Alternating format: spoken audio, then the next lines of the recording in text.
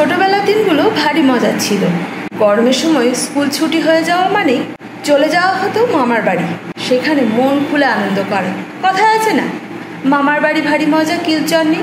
মামার বাড়িতে যেমন আনন্দ করা যেত, তেমনি দিদার হাতে নতুন নতুন পদও খাওয়া হতো মজা করে। কিন্তু এখন তো আর চাইলেই মামার বাড়ি যাওয়া যায় না। সবকিছু রান্না দিদার হাতেও পাওয়া যাবে না, তাই নিজেদেরকে তৈরি করে নিতে হয়।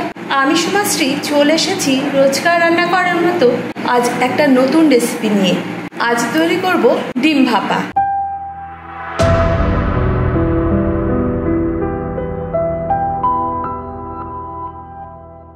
এই হাঁসের ডিম ভাপা তৈরি করতে কি কি উপকরণ লাগবে আগে সেটা বলে নিই। প্রথমে লাগবে ডিম। আমি 7টার মতো হাঁসের ডিম ব্যবহার করেছি। আর লাগবে রসুন, কাজু, স্বাদ অনুযায়ী কাঁচা লঙ্কা।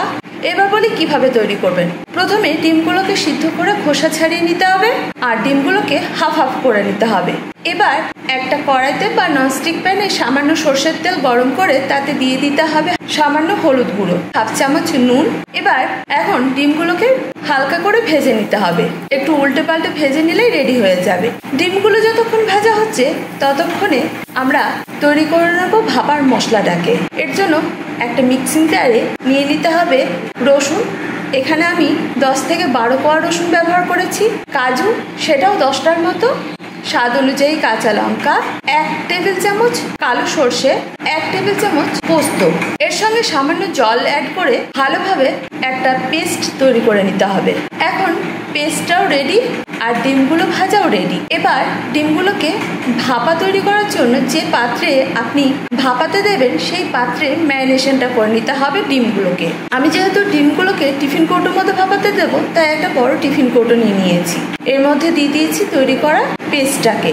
এর সঙ্গে যোগ করতে হবে স্বাদ অনুযায়ী নুন, হাফ চা চামচ হলুদ গুঁড়ো, 1/4 চা চামচ কাশ্মীরি লঙ্কার গুঁড়ো, আর এর সঙ্গে দিতে হবে 2 থেকে 3 টেবিল চামচ সর্ষের তেল, 1 চা চামচ চিনি, স্বাদ অনুযায়ী কাঁচা লঙ্কা। এবার এই মশলাটাকে ভালোভাবে মাখিয়ে নিতে হবে।